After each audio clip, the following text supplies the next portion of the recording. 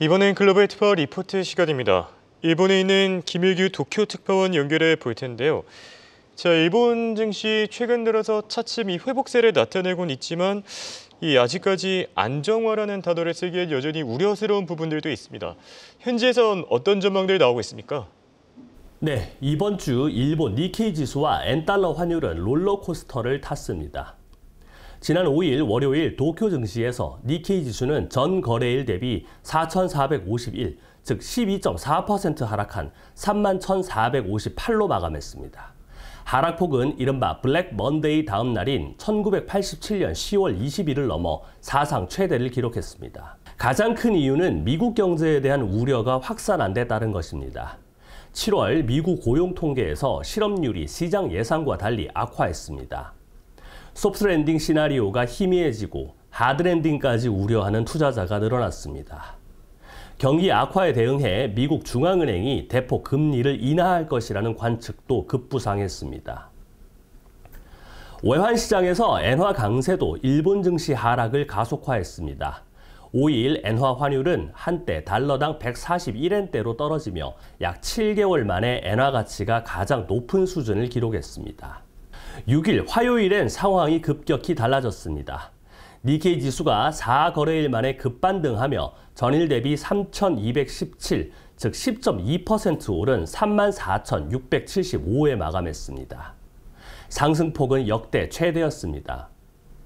전날까지의 주가 하락이 지나치다고 보고 단기적인 자율 반등을 기대하는 매수가 우세했습니다. 외환시장에서 엔달러 환율이 달러당 145에서 146엔대로 오르면서 엔고에 제동이 걸린 것도 주가를 받쳤습니다. 7일 수요일에도 니케이 지수는 상승세를 이어가며 전일 대비 414, 즉 1.2% 오른 35,089에 거래를 마쳤습니다. 다만 가격 움직임은 격렬했는데요. 이날 아침 냉각됐던 시장 분위기가 반전된 계기는 우치다 시니치 일본은행 부총재의 비둘기파 발언이었습니다. 우치다 부총재는 금융 및 자본시장이 불안정한 상황에서 금리를 인상하지 않을 것이라고 말했습니다. 이 발언에 엔달러 환율은 한때 달러당 147엔대 후반까지 치솟으며 엔저로 돌아섰습니다. 니혼게이자이 신문은 이날 주요 애널리스트를 대상으로 긴급 설문조사를 실시했습니다. 전망은 다소 어두웠는데요.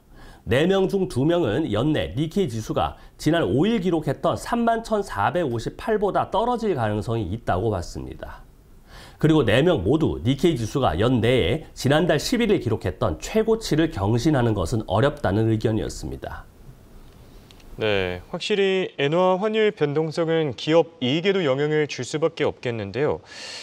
특히 자동차 기업들이 예민할 수밖에 없겠죠. 상황 괜찮은 거 맞습니까? 네, 일본 기업 중 엔화 환율 영향을 가장 많이 받는 것이 완성차 업계인데요. 지난 7일 집계된 도요타 등 주요 7개사의 상반기 영업이익은 전년 동기 대비 12% 증가한 2조 1,000억 엔을 기록했습니다. 그러나 달러당 145엔 수준의 환율이 지속되면 3분기에는 9분기 만에 적자 전환할 가능성도 있다는 분석입니다. 구체적으로 보면 2분기에는 7개 완성차 업체 중 5개사의 영업이익이 늘었습니다. 도요타, 혼다, 스즈키는 이 기간 역대 최대 영업이익을 기록했습니다. 7개사의 영업이익 증가는 엔저 효과입니다.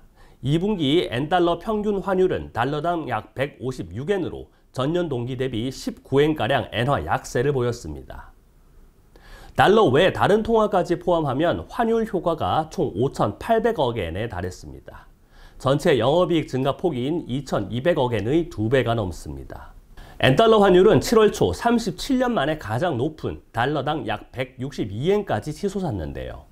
지난달 말 일본은행의 추가 금리 인상 뒤엔 달러당 약 141엔까지 떨어졌습니다. 급격히 엔고로 돌아선 것이죠. 엔저라는 훈풍이 약해지면 완성차 산업의 수익 환경은 더욱 어려워질 것으로 보입니다. 일본 자동차 업계에 효자 노릇을 해온 미국 시장에도 먹구름이 드리워지고 있습니다. 영국 시장조사 업체 글로벌 데이터에 따르면 지난해 미국 승용차 수요는 전년 대비 13% 늘었지만 올해는 4% 증가에 그칠 것으로 전망됩니다. 코로나 사태로 인한 공급 부족이 일단락됐기 때문입니다. 수급난 완화는 경쟁 심화로 이어집니다. 마크라인스에 따르면 6월 기준 미국 완성차 재고는 282만 대로 1년 만에 100만 대 가까이 증가했습니다. 미국 시장조사 업체 콕스 오토모티브는 재고 증가가 신차 가격을 억제하고 인센티브를 늘리는 악순환이 반복된다고 지적했습니다. 과거 미국 시장 조정 국면에서는 중국, 동남아시아 등의 판매로 보완했는데요. 이제는 비아디 등 중국 업체가 부상하면서 과거 전략도 통하기 어렵게 됐다는 분석입니다.